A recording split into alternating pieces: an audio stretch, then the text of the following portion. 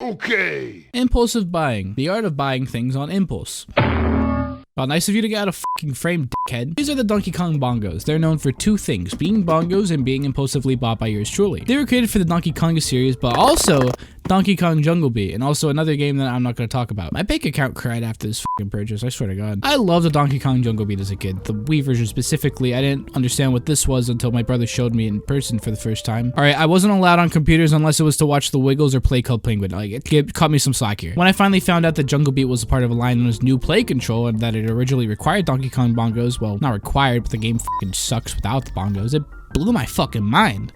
So I had to buy them 10 years after finding out they exist. Enter credit card debt. Plus a few weeks go by and I realized my senses were coming back. Look, I wanted to get this video out the day I got the bongos, but there was one slight setback. I'm also really kind of sick right now, so I'm sorry for... So see, a computer has USB ports, HDMI ports, display ports for some fucking reason, and a USB-C or two. It also has a reboot button that if you press it, it just shuts off the entire fucking machine, no like hesitation. So I thought my computer fucking died, and it was actually my cat climbing onto it and hitting that fucking button. But see, the bongos, they don't have that, they don't have any of those ports. Do you know what that means? So Wendy's pays me my 2 days of work, and I give eBay my credit card information. I bought a third-party GameCube to USB adapter. Apparently, Nintendo stopped making first-party ones, so we had to get the shit version. I also impulsively bought Wii Ski, but we don't talk about that. Now I have the adapter, and you know, I wanted to test out one thing before I actually got to the meat of my experiment. I know this isn't gonna work, but I want to see if I can try one more game. Alright, so that's B. Alright, so what's clapping do? So that's spin dash. And now it's stuck in this corner.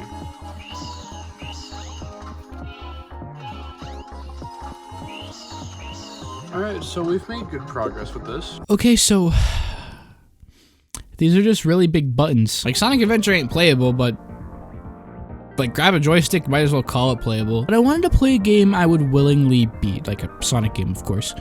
I also said willingly, so get that shit off my screen. Sonic 2, my favorite out of the old Genesis quadrilogy. I love this game.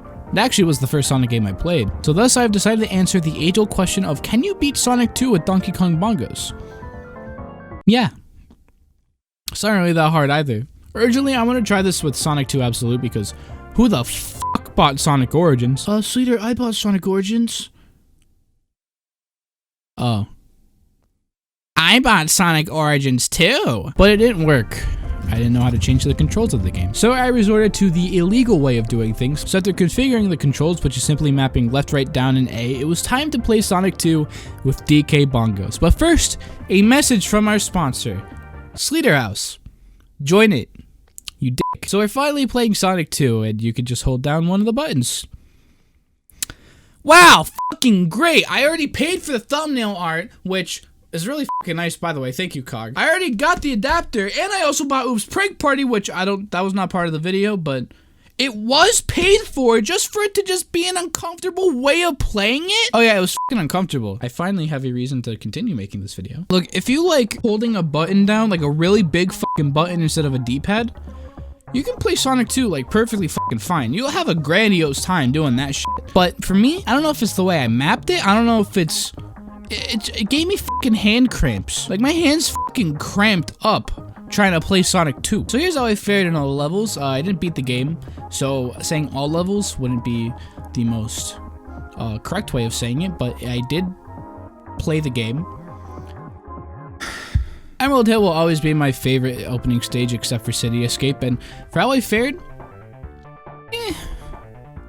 wasn't the worst. I used this stage to get used to everything, so I wasn't really trying to play the game correctly or anything. I was just trying to make sure I had the most comfortable way of playing things, which I didn't because I still got hand cramps. Act 2 kind of sucked though, and I kind of just test that to skill issue, and also there was actually a fucking input delay after I release a button. So see, if I pressed down, no input delay, it would just start running. I take my finger off, you know, Sonic's supposed to run, he would just keep fucking running, like, okay, if it took like 2 seconds to make Sonic stop, it would take 4 seconds to do it, like, with the bongos. And I don't know if that was just the bongos being faulty. I don't know if it was just the bongos themselves or it was just the shitty fucking third-party adapter, but I'm not gonna blame anyone here. So after that fiasco, Chemical Plant made me realize I still need to adjust to these. Act 1 was easier said than done, but Act 2 made me wish I was getting my balls twisted. Where's that fucking Sonic anti-water thing I started or whatever? Whatever the fuck it was called. Oh yeah, and Aquatic Ruins next, which made me hate myself even more. It actually wasn't that bad. I don't know why I did that voice. I actually did considerably really well here, and even Act 2 I did a good job in. And that just might be more because Aquatic Ruin has the easiest boss of the entire fucking game. If you get hit by this, you gotta be really fucking bad at this game. Carnival Night. Shit, I wrote Carnival. That's Casino Night. I'm a fucking moron. It wasn't the worst. This is when I realized that there was the delay. I wrote it in at this part, and then I talked about it earlier, so I don't really need to talk about it again. Act 2 sucked hard because I fucking hate the boss fight in Act 2. I'm not really surprised about my reaction here. I just think this is more because I hate the boss. Hilltop was oddly really bad. It wasn't hard, more frustrating than anything, but I think that's just an emulation error because I don't think the bongos would do this. Mystic Ruins, wow.